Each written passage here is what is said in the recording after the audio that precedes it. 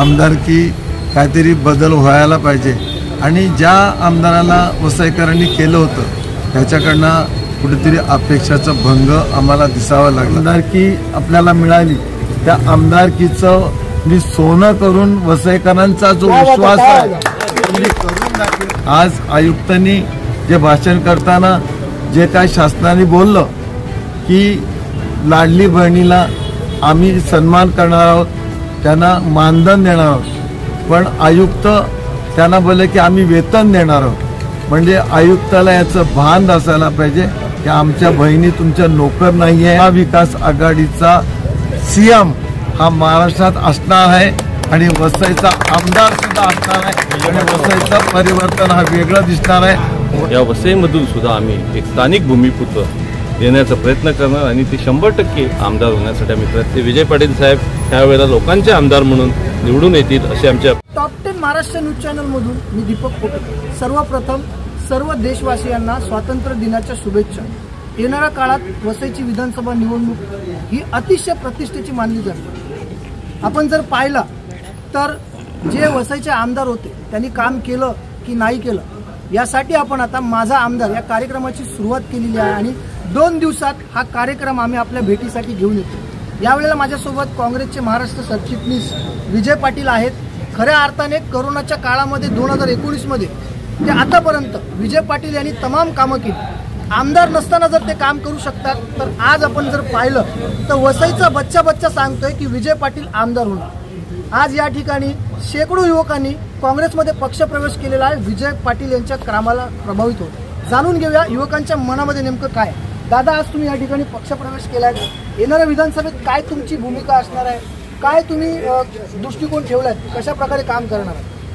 आता काँग्रेसशिवाय काही पर्याय नाही आहे। इकडचे जे सत्ताधारी पक्ष आहेत ते त्यांचे जे आज 25 ते 35 वर्षाले जे काँग्रेसमध्ये वसई विकासमध्ये काम करतात, आजपर्यंत त्यांनी आमच्यासाठी काहीच केलं नाही। आमच्या इकडे रस्त्यामध्ये खड्डे, लाईटची कामं, हे सर्व कामं जे आहेत ह्यांच्यावरती त्यांचं काहीच नाही आहे।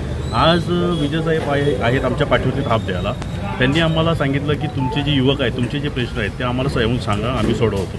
त्या हिशोबाने आम्ही आमच्या इकडचे जे आज 50 पोरांचा युवकांचा जो टीम होती ते आम्ही आज सर्वांनी एक डिसाईड केलं की आज आपण पक्षप्रवेश करूया आणि ह्यापुढे जे काय आहे ते आमचे जिल्हा अध्यक्ष साहेब आहेत, दादा डॉमनिकर आहेत, विजय पाटील साहेब आहेत, यांनी आम्हाला सांगितलेलं आहे की तुमचे जे काही प्रश्न असतील ते आम्हाला सांगा, आम्ही तुमचे सोडवतो। म्हणून यावेळेला तुम्ही ठरवलेलं आहे की आपली बार विजय पाटील आमदार 100%। एकदम थोडक्यात सांगितलं तर आज दिवस असा आहे, स्वातंत्र्याचा दिवस आहे। आता युवकांनी वसईत ठरवलेलं आहे ह्या भूमाफियांपासून स्वातंत्र्य मिळवणार, त्यामुळे युवक काँग्रेस जिंदाबाद।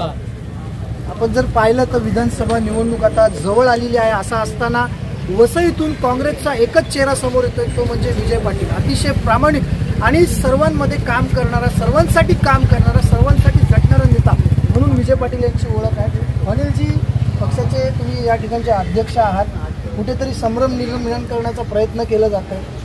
खरं तर त्यांच्या उमेदवारी अगोदरच लोकांनी त्यांना विजय जाहीर केलेला आहे आणि खऱ्या अर्थाने ते विजय होणार आहेत। तुमची काय भूमिका असणार आहे?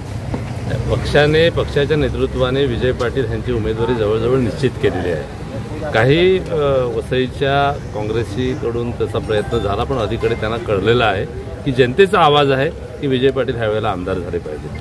वसईचे सत्ताधारी जे आहेत त्यांनी आम्ही सिक्युलर म्हणून लोकांना बनवलं मागची 25 ते 30 वर्ष।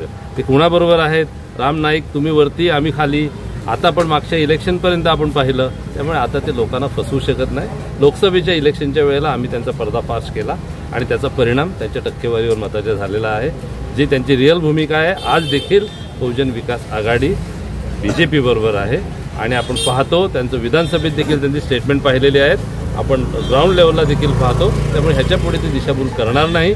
जे खरोखर लोकांचे प्रश्न पाहत आहेत, जे खरोखर लोकांची निगडीत आहेत, ते विजय पाटील साहेब त्यावेळेला लोकांचे आमदार म्हणून निवडून येतील अशी आमची अपेक्षा आहे। इकडे जवळजवळ 50 युवकांनी आज काँग्रेसमध्ये प्रवेश केला। काँग्रेसची जी विचारधारा आहे, राहुल गांधींनी जे भारत जोडो यात्रा केली, भारत जोडो न्याय यात्रा केली, त्याच्याने प्रभावित होऊन काँग्रेसच्या विचारधारेबरोबर जोडणारे हे सर्व पक्ष आहेत, जोडणारी ही सर्व मंडळी आहे आणि येणाऱ्या काळात वसईमधील प्रत्येक वॉर्डमध्ये ह्या पद्धतीचं एंट्री आणि प्रवेश होतील अशी आमची अपेक्षा आहे। वसई विरार जिल्हा काँग्रेसच्या वतीने युवक काँग्रेसला इकडचे ज्यांनी प्रवेश केला आहे त्यांना खास शुभेच्छा। सर, एक ख्रिश्चन चेहरा म्हणून तुमची ओळख आहे. वसईत कॅथलिक वोट बँक जास्त प्रमाणात आहे आणि ही कॅथलिक वोट बँक जी आहे ती सत्ताधाऱ्यांच्या हातातून निसटलेली आहे. गेल्या वेळेला कॅथलिकांचा कौल कुठेतरी चुकला, यावेळेला कॅथलिक समाजाच्या मनामध्ये नेमकं काय? कॅथलिक समाज असो किंवा इतर समाज असो, शेवटी असं ठरलेलं आहे की आपल्याला इथे स्थानिक भूमिपुत्राला या ठिकाणून विधानसभेसाठी आपल्याला पुढे न्यायचं आहे आणि स्थानिक भूमिपुत्रासाठी आपण सगळे एकजूट करत आहेत. दुसरी गोष्ट अशी आहे की या महाराष्ट्रामध्ये महाराष्ट्र विकास यासाठी जी नोटबंदी झालेली आहे काँग्रेस, राष्ट्रवादी आणि शिवसेना ह्या महाविकास आघाडीमध्ये जे परिवर्तन झालेलं आहे महाराष्ट्रामध्ये, त्यामुळे 100% महाराष्ट्रामध्ये महाविकास आघाडीची सत्ता येण्याचे संकेत आहेत आणि त्यानुसार या वसईमधून सुद्धा आम्ही एक स्थानिक भूमिपुत्र देण्याचा प्रयत्न करणार आणि ते 100% आमदार होण्यासाठी आम्ही प्रयत्न करणार. आम्ही एकजुटीने कामाला लागणार. फक्त महाविकास आघाडीमध्ये जी काय आज जागा वाटपची गोष्ट चाललेली आहे, पण आमचं असं म्हणणं आहे की या ठिकाणची 133 वसई विधानसभा ही काँग्रेस पक्षासाठी सोडावी आणि त्याच्यामध्ये जरी कॅथलिक लोक जास्त असले तरी स्थानिक भूमिपुत्राला स्थान द्यावा. आम्ही त्याच्या पाठीशी एकजूटपणे उभे राहू आणि यावेळी परिवर्तन 100% होणार याची आम्हाला खात्री आहे आणि त्यासाठी आम्ही मेहनत करू. आम्ही आमच्या पक्षाच्या लोकांना कामाला लावलेलं आहे. तुम्हाला सांगतो या ठिकाणी सुद्धा काँग्रेस पक्ष सत्तेत नसताना सुद्धा आम्ही शिक्षक मतदारसंघामधून या ठिकाणी बाळाराम पाटीलसारख्या माणसाला निवडून दिलेलं होतं. आज सुद्धा चांगली आपली लोकांची काँग्रेसकडे पक्षात बघण्याचा जो दृष्टिकोन आहे तो बदललेला आहे. काँग्रेस पक्षच शेवटी या स्थानिकांना न्याय देऊ शकतो. स्थानिक जे प्रश्न आहेत ते सोडवण्यासाठी स्थानिक भूमिपुत्राला आपण प्रयत्न करत आहोत आणि मी तुम्हाला 100% सांगतो विजय पाटील साहेबांना तिकीट मिळालं तर 100% आपली खात्री आहे की ते निवडून येऊ शकतात, कारण त्यांच्याकडे चांगला मतांचा गणित आहे. विजय पाटील साहेब, तुमच्या नावाचा आता विरोधकांनी धसका घेतलेला आहे. असं असताना 2024च्या निवडणुकीकडे तुम्ही कशा प्रकारे बघताय? कुठेतरी तुमचं मी पाहतोय की तुमच्या बूथ लेवलचं काम जोरात सुरू आहे. दिवसांदिवसात तुमच्या जे चांगले युवक आहेत, जे सुशिक्षित युवक आहेत, जे आता फॉरेनवरनं तुमच्यासाठी रिटर्न येतात आहेत, ते तुमच्यासाठी काम करतात, काय सांगतात? प्रथम मी आजचा जो स्वातंत्र्य दिनाचा दिवस सोन्याचा दिवस आहे त्याच्या सर्वांना शुभेच्छा देतो. आता बऱ्याच जणांच्या इथे चर्चा ऐकल्या आणि माझ्या नावाचा प्रत्येकाने उल्लेख केला. ते माझं भाग्य समजतो मी, कारण मी जिल्हा परिषदला सभापती होतो. त्याच्यानंतर 2002ला मी पंचायत समितीचा सदस्य होतो. 2012ला तेव्हा सभापती झालो आणि सभापती झाल्यानंतर एक सभापतीची पॉवर काय असते किंवा आपल्या सत्तेमध्ये बसल्यानंतर आपण लोकांची सेवा किती तत्परतेने करू शकतो हे मला त्या टायमाला दिसून आलं आणि त्या टायमाला कुठेतरी मला वेध लागले की वसईचं आमदारकी काहीतरी बदल व्हायला पाहिजे आणि ज्या आमदाराला वसईकरांनी केलं होतं त्याच्याकडनं कुठेतरी अपेक्षाचा भंग आम्हाला दिसावा लागला.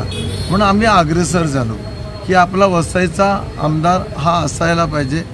मी माझ्या नावाची असं मी कधी डिक्लेअर करत नाही आहे की विजय पाटलालाच द्यावा. आज बरेच जण माझ्या नावाची चर्चा करतात, त्याबद्दल त्यांचा मी आभारी आहे. पण एवढंच सांगतो की मला काँग्रेसने उमेदवारी दिली आणि देणार आहेत, पण वसईकर माझ्या पाठीशी राहिलं आणि इथे आमदारकी 105% निवडून येऊ शकतो आणि जर आमदारकी आपल्याला मिळाली त्या आमदारकीचं मी सोनं करून वसईकरांचा जो विश्वास आहे तो मी करून दाखवेन. आणि वसईला जसं माझं सभापतीच्या वेळेला परिवर्तन, आमच्या भगिनींच्या कायकांच्या बदल्या होत नव्हत्या, बऱ्याच काही इथे कामं होत नव्हत्या, त्या मी करून दाखवण्याचा प्रयत्न केला. आणि आज माझा जो जोश आहे तो सर्व वसईकरांच्या कार्यकर्त्यांवर आहे, वसईकरांच्या भगिनीवरती आहे आणि वसईला परिवर्तनची मोठी गरज आहे. आज आयुक्तांनी जे भाषण करताना जे काय शासनाने बोललं की लाडली बहिणीला आम्ही सन्मान करणार आहोत, त्यांना मानधन देणार आहोत, पण आयुक्त त्यांना बोलले की आम्ही वेतन देणार आहोत. म्हणजे आयुक्ताला याचं भान असायला पाहिजे की आमच्या बहिणी तुमच्या नोकर नाही आहेत, त्या आमच्या भगिनी या देशाच्या एक वेगळ्या म्हणजे महिला आहेत आणि ह्या महिला या जसं देशामध्ये परिवर्तन करून दाखवलं. आम्हाला जरी आमचे राहुलजी पंतप्रधान झाले नसतील पण एक विरोधी पक्ष नेते जे झाले आहेत आणि त्यांनी जो मोदीजीच्या विरुद्ध जो ठसा घेतलेला आहे की अदानी आणि अंबानी ज्यांनी स्वातंत्र्य महापुरुषांनी आज स्वातंत्र्य करून दिलं आणि आपल्याला स्वातंत्र्याचा लढा जिंकून दिला आणि आपल्याला स्वातंत्र्य मिळवून दिलं, आझादी मिळवून दिली आणि कुठल्या तरी अदानी आणि अंबानीच्या हातात जर हे मोदी सरकार जर त्यांच्या देत असेल तर पुढच्या वेळेला या 5 वर्षाच्या अगोदरच त्यांना खुर्च्या खाली करायला लागतील आणि आमचे राहुलजी किंवा जे पण महाविकास आघाडीचे असतील ते PM तर बनतील. पण एकच सांगतो की आमच्या कार्यकर्त्यांचा आज जो जल्लोष दिसलेला आहे, महाविकास आघाडीचा CM हा महाराष्ट्रात असणार आहे आणि वसईचा आमदार सुद्धा असणार आहे आणि वसईचं परिवर्तन हा वेगळं दिसणार आहे. वसईच्या महानगरपालिकेत सुद्धा आमची सत्ता येणार आहे आणि जिल्हा परिषद असो, पंचायत समिती असो, ही सुद्धा वसईची सत्ता आपल्याला दिसणार आहे. आणि परत मी या आझादीच्या 78व्या स्वातंत्र्य दिवसाच्या सगळ्यांना शुभेच्छा देतो आणि आमच्या कार्यकर्त्यांचं जे मनोगत आहे ते ईश्वरचरणी प्रार्थना करतो की ती पूर्ण व्हावी आणि वसईला वसईकरांचं राज्य यावं ईश्वरचरणी प्रार्थना करतो. जय हिंद, जय विजय पाटील साहेब आप आगे बढ़ो, हम तुम्हारे साथ हैं. विजय पाटील साहेब आप आगे बढ़ो, हम तुम्हारे साथ हैं. पुन्हा एकदा वसईत भूमिपुत्रांची सत्ता यावी असे चित्र आता वसईविरांमध्ये उमटू लागले. आता हे पाहण्यासारखं ठरेल की काँग्रेस पक्ष या सगळ्या गोष्टीला कशा प्रकारे घेऊन निवडणुकीला सामोरे जाणार. परंतु कुठे ना कुठेतरी जे आता सत्ताधारी आहेत त्यांच्या डोक्यावरची चिंता मात्र वाटलेली आहे. आपल्याला या सर्व विषयी काय वाटतं कमेंटच्या माध्यमातून आपली प्रतिक्रिया आम्हाला नक्कीच कळवा. लवकरच टॉप 10 महाराष्ट्र न्यूज चॅनलच्या वतीने आपल्यासाठी आम्ही घेऊन येतो आहोत माझा आमदार हा कार्यक्रम. Top 10 Maharashtra news Vasai Virar.